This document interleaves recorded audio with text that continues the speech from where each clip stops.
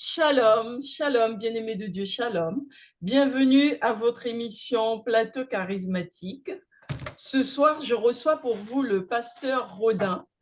Le pasteur Rodin qui vient nous parler de son église, donc de l'amour qui s'appelle Amour éternel. Bonsoir, pasteur. Oui, bonsoir, sœur Rebecca. Comment allez-vous ce soir?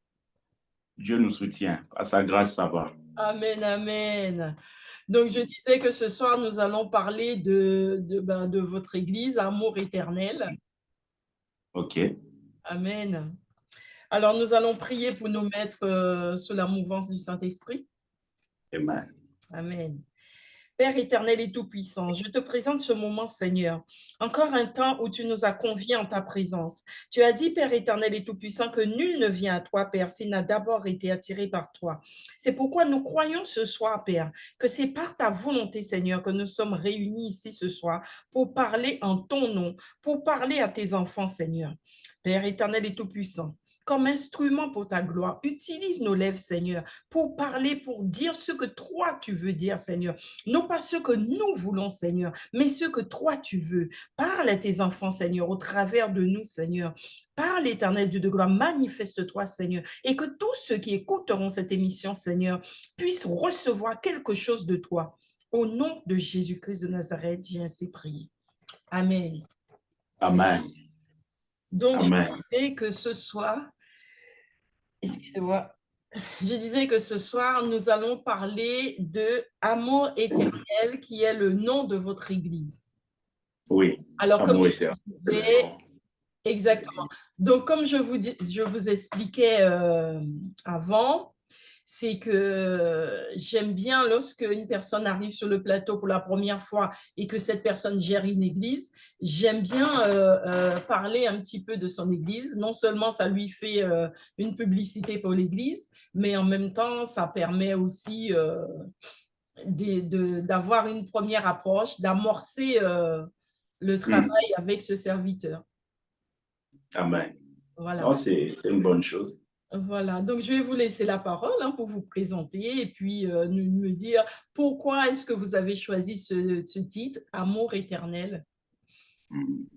Merci beaucoup, sœur Rebecca, de m'inviter à participer à cette émission. Je crois que plusieurs seront bénis, sont bénis de pouvoir nous suivre. Amen. Et nous vous encourageons dans ce que vous faites parce que l'objectif, c'est de propager l'évangile, de permettre à ceux qui ne connaissent pas Christ de venir à lui et montrer combien l'amour de Dieu est tellement grand que, quel que soit le péché dans lequel nous sommes, la main de Dieu est suffisamment longue pour aller nous chercher et nous prendre. Amen, amen. Et parlant de ce que nous faisons, je suis, moi, Rodin Kouete, je suis pasteur, donc pasteur de l'église Amour éternel. Je suis marié et ensemble avec mon épouse, nous avons deux enfants. Le premier, Lucas, notre fils, et notre deuxième, c'est notre fils Zoé. Et par la grâce de Dieu, donc nous dirigeons cette église Amour éternel. Alors, la première question de savoir pourquoi Amour éternel, je crois que c'est parce que, premièrement, Dieu veut que cela soit appelé comme ça. Vous voyez, nous ne faisons pas des choses par nous-mêmes. C'est vrai que nous avons une certaine intelligence en tant qu'hommes, en tant que femmes, mais nous croyons toujours que Dieu est beaucoup plus intelligent que nous. Et Amen. donc, c'est beaucoup plus simple de pouvoir suivre sa voie à lui que de continuer à persister dans ce que nous pouvons penser être bon. La Bible déclare que tel chemin paraît juste au devant de l'homme, mais c'est une voie qui mène à la mort. Et c'est important de revenir sur ça, se dire finalement, c'est Dieu qui doit être à la base et au centre de toute chose. Donc, c'est Dieu qui est l'initiateur de ce nom. Il me l'a donné, il me l'a donné, il me l'a donné à partir du message qu'il a assigné à mon ministère. Vous voyez, à chaque fois que Dieu appelle quelqu'un, Dieu lui donne une mission et dans la mission, il y a un message. Vous voyez, lorsque Dieu appelle Moïse, et Moïse lui dit, mais qu'est-ce que je vais aller raconter. Il dit, voilà, tu diras ça, tu diras ça, tu diras ça. Parce qu'à chaque fois que Dieu appelle, il confie un message. Parce que Dieu ne peut pas vous envoyer. Vous ne pouvez pas être l'envoyé de Dieu si vous n'avez pas un message particulier. C'est vrai que nous avons toute la Bible qui est le message divin que Dieu dévoile justement à l'humanité. Mais dans ce message que je peux appeler général, il y a une particularité que Dieu peut donner à un homme de Dieu. Ce sera un peu comme une forme d'emphase par rapport à son ministère.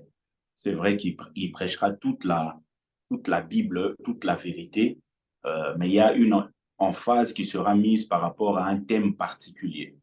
Et nous, particulièrement, le thème que Dieu nous a donné, c'est l'amour de Dieu et le retour du Seigneur Jésus.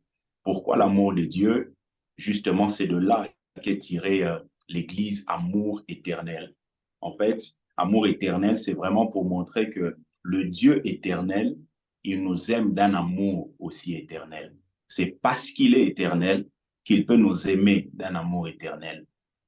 Et éternel, pour ceux peut-être qui n'auraient pas une idée claire, éternel, ça signifie celui qui n'est pas soumis aux limites de temps. En fait, Dieu n'est pas soumis aux limites de temps. Nous, nous sommes sous le temps, nous sommes dans le temps, mais Dieu agit dans le temps, mais lui-même, il est au-delà du temps, parce qu'il est le maître des temps, mais aussi le maître des circonstances. Alors Dieu, nous parlons justement de l'amour, de son amour et du retour de Jésus-Christ, d'où le nom amour éternel, montrer aux hommes combien Dieu les aime. Dieu, sœur Rebecca, ne nous aime pas parce que nous avons fait quelque chose de bien. Dieu nous aime parce que c'est sa nature. Hein? L'apôtre Paul dit, si nous sommes infidèles, Dieu demeure fidèle parce que lui ne peut pas se renier lui-même. Amen. En fait, aller à l'encontre de son amour, c'est renier sa propre personne. Dieu est amour. Ce n'est pas un amour qui dépend de ce que nous faisons. Ça ne dépend pas de ce que les Français font. Ça ne dépend pas de ce que les Congolais font. Ça dépend de lui-même. Alors, comme il ne peut pas se renier lui-même, son amour-là demeure éternel. Il y a toujours cette différence à faire. Ce n'est pas parce que Dieu vous aime qu'il est content de ce que vous faites. Ça, c'est différent. Dieu peut ne pas être content de ce que vous faites, mais tout en n'étant pas content de ce que vous faites, ça ne diminue pas son amour envers vous. En fait, il vous aime tellement que lorsqu'il n'est pas content de ce que vous faites, par cet amour, il va vous corriger. Vous voyez, il va vous corriger par l'amour qui règne en lui, l'amour qui est lui. Il n'a pas d'amour, il est lui-même amour. C'est par sa nature qu'il va vous corriger pour démontrer encore son amour. Et c'est exactement ça, c'est-à-dire montrer aux hommes combien Dieu les aime. Dieu les aime et en venant à lui, aucun péché ne peut paraître trop grand. Quelquefois, les gens se pendent eux-mêmes sur des bois de la déception, du désespoir. Regardez un peu comment les choses se sont passées pour Judas. Quand vous lisez les textes dans Matthieu, vous allez vous rendre compte que Judas a fait exactement ce qu'il faut faire pour revenir à Dieu. La Bible nous montre que Judas s'est repenti. Il y a des textes qui nous montrent que Judas a restitué, c'est-à-dire qu'il a rendu ce qu'il avait pris. Et on nous montre que Judas a reconnu que le sang qui a été versé, qui a été à la base, c'est le sang innocent. Il a vendu le sang innocent. Il reconnaît que Jésus, là, il est celui qui est innocent. Et il reconnaît qu'il a péché parce qu'il dit qu'il a péché. Donc, il reconnaît qu'il a péché. Mais bizarrement, vous allez vous rendre compte que tout juste après, la Bible nous dit que Judas alla se pendre. Judas alla se pendre. Comment quelqu'un peut vivre toutes ces étapes et finir par se pendre? Simplement parce que Judas, dans sa tête, il pensait que son péché était beaucoup plus grand que le pardon de Dieu. En fait, quelquefois, nous ne voyons pas d'issue, nous ne voyons pas la lumière parce que nous considérons que ce que nous avons fait, c'est tellement grand. Et le diable, il trouve plaisir dans ça, de montrer aux hommes combien ils sont ignobles, combien ce qu'ils ont fait, Dieu ne pourra jamais les pardonner. Et justement, ça emmène les gens à vivre dans une culpabilité perpétuelle.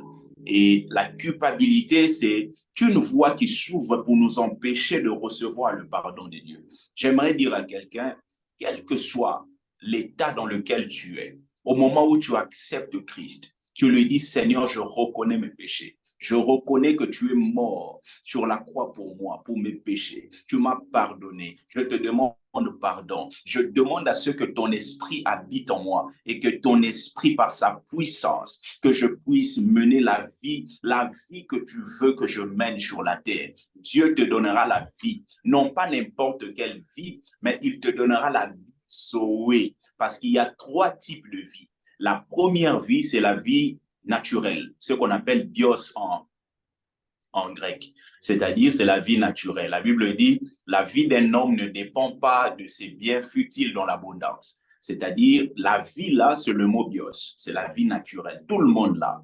Deuxièmement, on a la vie souchée, la vie de l'âme, hein, la vie de l'âme. La Bible nous montre que un ami est celui qui donne sa vie pour ses amis. Un bon ami, il donne sa vie pour ses amis. En fait, la vie là, c'est la vie de l'âme. Et l'âme, c'est tout le monde là, l'âme.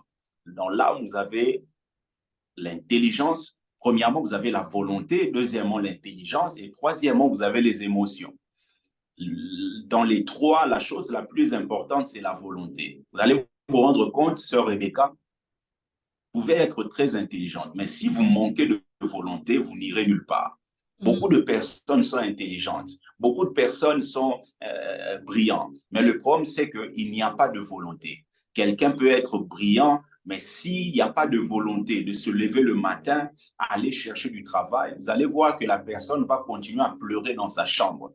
Quelquefois, il faut la volonté. Et cette volonté, à un moment, est limitée. Pourquoi? Parce que nous sommes limités nous-mêmes.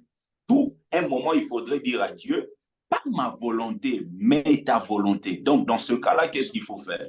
Il faut prendre la volonté qui est à nous et la faire soumettre à la volonté de Dieu. C'est exactement Jésus, ce qu'il a fait sur la croix. Il dit, Père, non pas ma volonté. Jésus n'était pas seulement Dieu, il était aussi homme.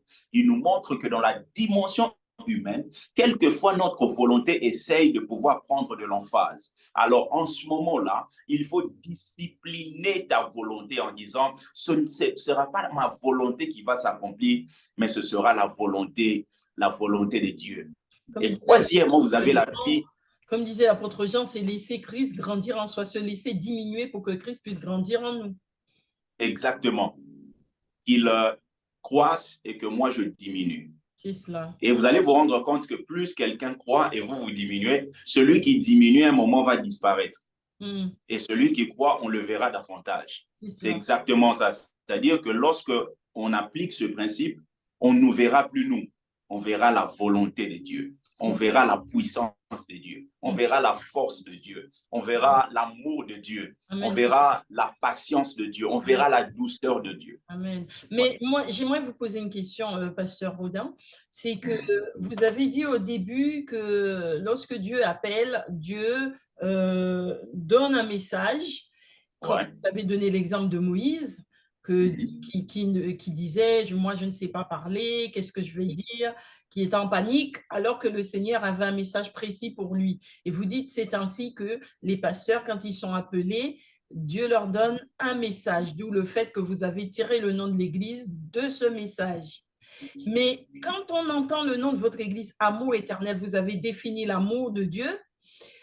Je comprends par là que l'amour de Dieu, comme on sait que c'est un amour infini, donc pour revenir à l'Église, je me dis que l'Église, vous devriez être dans une Église chaleureuse qui transmet l'amour fraternel, l'amour divin, l'amour agapé, un amour englobant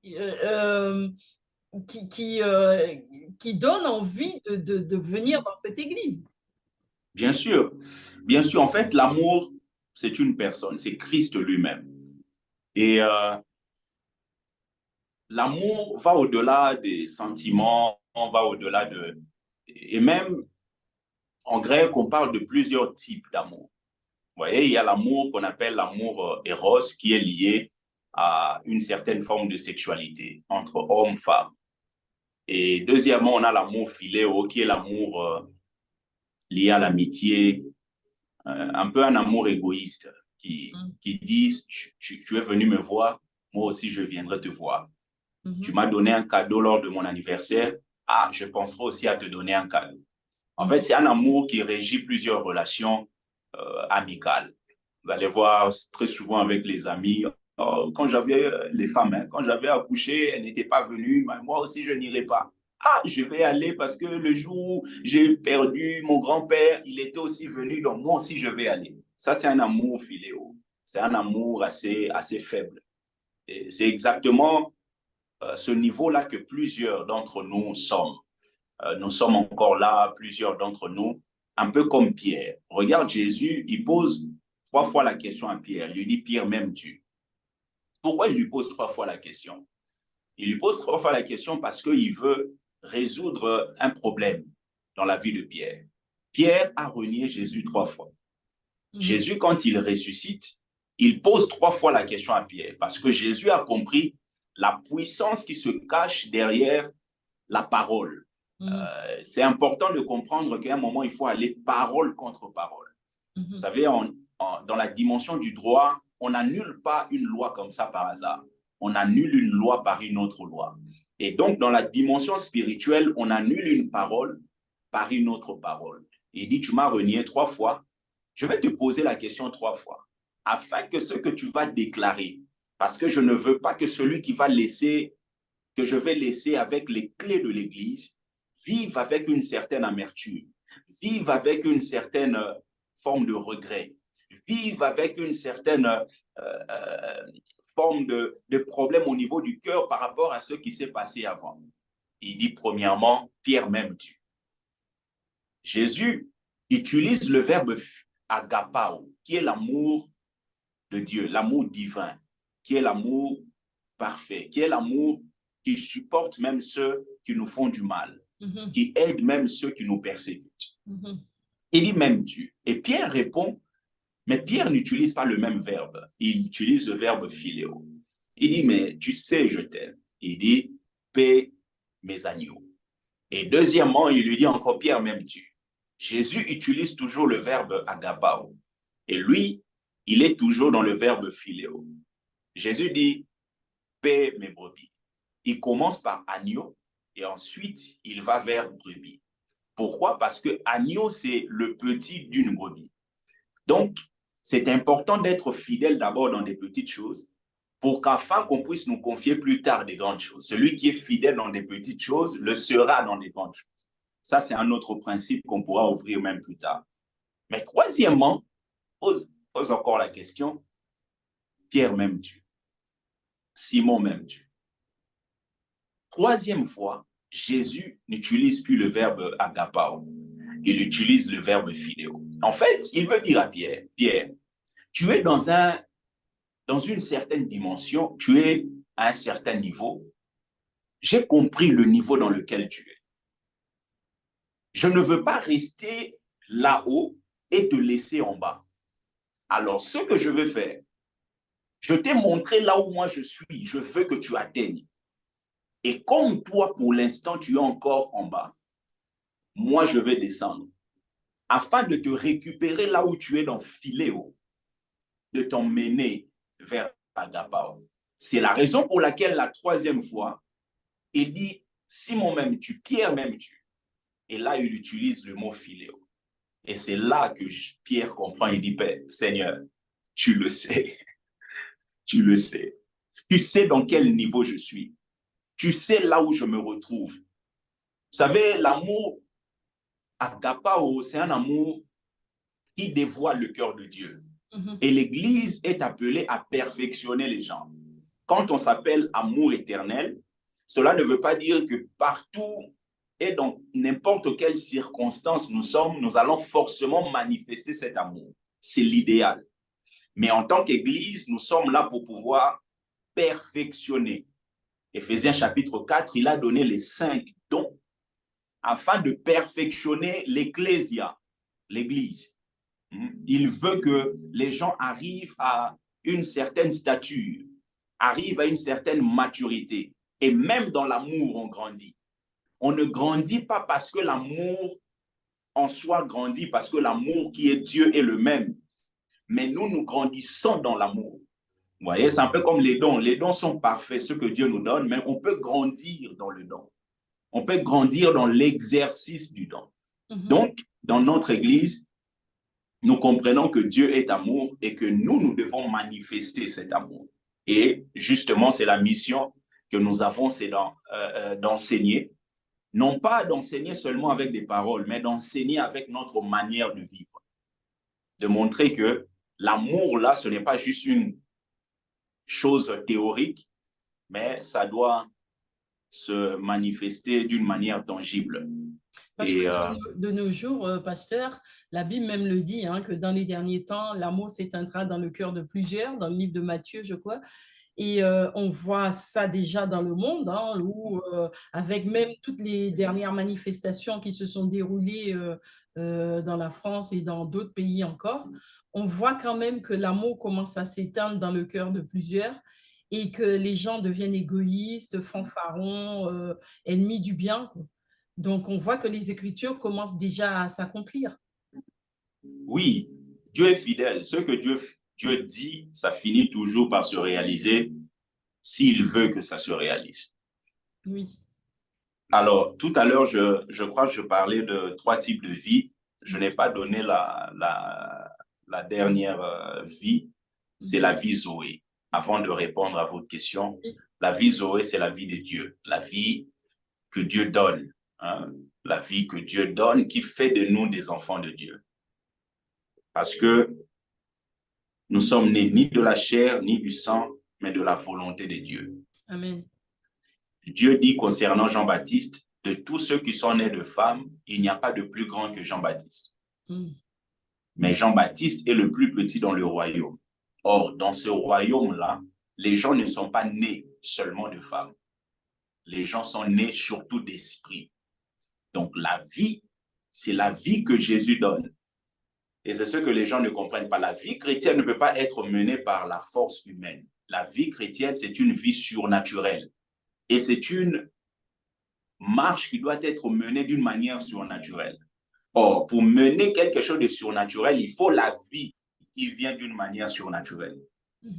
C'est pour cela, lorsque je commence à répondre à votre question, je vous dis premièrement que tout le monde n'a pas cette vie-là. Parce que vous ne pouvez pas avoir véritablement l'amour agapao si vous n'avez pas la vie Zoé. On peut avoir un bon comportement. On peut manifester certains gestes. On peut manifester... Vous savez que Satan peut donner à quelqu'un. Vous savez que quelqu'un qui est dans l'occultisme peut faire des œuvres caritatives. Bien sûr. Vous savez que quelqu'un peut être dans la musique mondaine, signant des pactes avec des loges, mais aller quand même donner aux orphelins. Ce n'est pas parce que quelqu'un vous a donné qu'il vous aime. Le véritable amour se manifeste par le donner, mais tout donner n'est pas un signe d'amour, n'est pas une preuve d'amour. C'est la raison pour laquelle nous, enfants de Dieu, nous devons faire cette différence-là. Ce qui est sûr, c'est que la parole de Dieu finit par s'accomplir. L'amour du plus grand nombre va se refroidir. Pourquoi l'amour du plus grand nombre va se refroidir? Parce que les gens vont être égoïstes, les gens vont être rebelles. Et quand on parle de la rébellion, cela veut dire que les gens vont suivre leur propre voie. Les gens vont être dans ce qu'on appelle... vous savez, il y a plusieurs types de gouvernance, où il y a plusieurs types de sociétés. Il y a des sociétés dans lesquelles vous avez, par exemple, la dictature. C'est-à-dire, vous avez un homme qui est en train de pouvoir diriger tout un peuple avec des mesures, avec des pratiques assez rudes. Mais deuxièmement, vous avez, par exemple, la démocratie, qui est définie comme le pouvoir du peuple par le peuple. Et la démocratie, malheureusement, plusieurs pensent que c'est la meilleure de forme de gouvernance. Mais lorsque vous êtes biblique, vous comprenez que ce n'est pas la meilleure forme. Malheureusement, nous habitons dans des démocraties, c'est pour cela que nous voulons même à l'Église qu'il y ait la démocratie. Or, avec Dieu, ce n'est pas la démocratie qui prime, c'est la théocratie. Dieu n'est pas le Dieu qui veut que tous les avis soient visités et tout ça. Non. Dieu est roi. Et dans le royaume, il n'y a pas de démocratie. Dans le royaume, c'est la théocratie. C'est le roi qui décide. Et c'est Dieu qui décide. Et troisièmement, vous avez des formes de gouvernance, de société, dans lesquelles chacun fait ce qu'il veut. Vous voyez, je ne sais plus comment, on appelle ça comment, oligarchie, ou c'est-à-dire que tout le monde fait ce qu'il veut. Hein, les gens, s'ils veulent brûler des voitures, ils brûlent, s'ils veulent faire ceci, bon. Une anarchie. Ça, c'est l'anarchie, voilà, l'anarchie. Merci beaucoup, l'anarchie. C'est-à-dire que quand il y a anarchie, ça veut dire qu'il y a une forme de rébellion qui s'est installée. Et le mot rébellion, dans la Bible, est souvent mentionné pour parler de l'iniquité. Vous voyez, l'iniquité, parce qu'il y a toujours, il y a tellement de notions, c'est pour cela.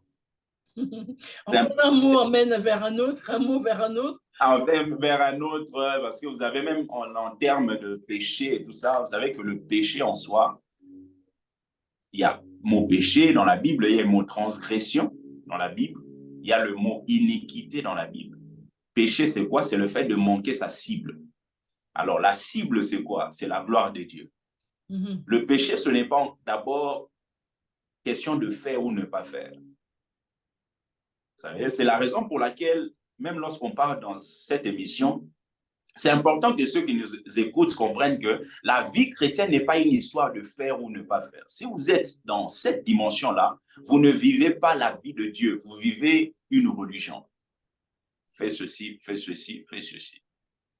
Parce que le problème, ce n'est pas de faire ou ne pas faire. Le problème, c'est que quand tu le fais, la gloire revient à qui? Vous voyez? Donc, le péché, c'est le fait de manquer la cible. Vous manquez votre cible. La cible, c'est la gloire de Dieu. Tous ton péché ont été privés de la gloire de Dieu. Deuxièmement, la transgression. La transgression, c'est le fait, par exemple, on vous dit qu'en France, il faut rouler à 50 sur une nationale et vous roulez à 90.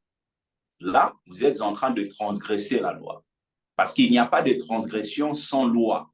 Il faut qu'il y ait loi pour qu'il y ait transgression. Troisièmement, vous avez l'iniquité. Alors, l'iniquité, là, c'est le mot rébellion ou anarchie. C'est-à-dire que les gens font ce qu'ils veulent. Alors, si le problème de l'Église primitive était lié au légalisme, c'est-à-dire le fait de penser qu'on est sauvé par les œuvres, je crois le problème que nous avons actuellement, c'est le problème lié à l'iniquité, l'anarchie. Les gens font ce qu'ils veulent. Se réveille le matin et dit, je veux faire ceci. Se réveille le matin, dit, je veux aller là-bas. Se réveille le matin, dit, je veux me marier avec lui. Réveille le matin, non, je vais aller l'épouser. Réveille le matin, dit, non, je vais passer ma nuit là-bas. Non, je veux voyager dans ce pays-là. Les gens font ce qu'ils veulent. Dieu dit au peuple d'Israël, vous êtes un peuple mauvais. Pourquoi? Parce que vous êtes en train de prendre des résolutions sans me consulter. Donc, pour répondre à cette question, tout ce que nous sommes en train de voir, des jeunes, parce qu'il faut poser des questions, est-ce que les jeunes là qui sont en train de, est-ce qu'ils ont Dieu? Parce que si vous n'avez pas Dieu, vous ne pouvez pas dire que vous manifestez le véritable amour. Parce que vous êtes aveuglés. La Bible dit, le voile s'enlève lorsque les cœurs se convertissent. Maintenant, ceux qui ont déjà reçu Christ manifestent tous cet amour. C'est là maintenant qu'il y a une différence entre avoir et manifester. L'amour de Dieu est répandu dans nos cœurs par le Saint-Esprit. Romains chapitre 5, le verset 5. L'amour de Dieu est répandu dans nos cœurs. C'est répandu. Alors, il y a une différence entre avoir et manifester. Vous pouvez avoir un don de guérison, mais ne pas manifester des guérisons dans votre ministère. Vous pouvez avoir un don de prophétie, mais à chaque fois que vous finissez de prêcher, vous ne prophétisez pas. Ce n'est pas que vous n'avez pas, vous l'avez, mais il faut apprendre maintenant à comment manifester cela. Oh non, mais les chrétiens n'ont pas d'amour. Non. Comment quelqu'un peut avoir Dieu et manquer l'amour? Dieu lui-même est amour. Le problème, c'est qu'il faut manifester ça. Christ est en nous, il faut que Christ arrive à croître. L'apôtre Paul, priant pour les Galates, il dit que Christ soit formé en vous. Christ soit formé en vous. C'est-à-dire que c'est tout un travail pour que Christ soit suffisamment formé et qu'il soit vu. Bien que vous l'avez reçu. Mais il faut qu'un moment qu'il soit formé, bâti. Parce qu'il y a toujours 3 étapes dans lesquelles Dieu nous emmène. La première chose, c'est la création. La deuxième chose, c'est la formation. Et la troisième chose, c'est la manifestation ou la transformation. Dieu crée. Genèse chapitre 1er, chapitre 2. Dieu a créé l'homme et la femme. Une fois qu'il a créé, ensuite il a formé. Et troisièmement, il souffle. Et la Bible dit l'homme devint une transformation.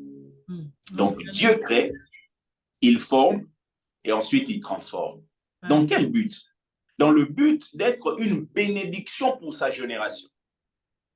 Vous ne pouvez pas être une bénédiction pour la génération aussi longtemps que vous n'avez pas été transformé. Amen, amen. C'est celui qui a été transformé qui peut avoir l'habilité d'aller transformer les autres. Amen. C'est parce que nous avons Christ que nous pouvons confier Christ aux gens. Amen. L'apôtre Paul dit la mort agit en nous et la vie agit en vous. C'est-à-dire que il a vécu Christ et ce Christ-là a mené à supporter même une dimension de mort. Et c'est en ce moment-là qu'il peut confier ce Christ et que ce Christ va faire la même chose dans la vie de ceux qui sont en train de pouvoir le recevoir. Amen. Alors, pasteur, c'est intéressant tout cela. J'aimerais bien continuer, mais on arrive à la fin de notre émission. Déjà? Oui, il nous reste 5 minutes. Donc, je vais vous demander de conclure et ensuite, si vous pouvez prier pour nos téléspectateurs. Amen. Je vais quand même lire un texte qui est un texte central par rapport à ce que nous sommes en train de faire avec le Seigneur. C'est 2 Corinthiens chapitre 2, le verset 14. 2 Corinthiens chapitre 2, le verset 14.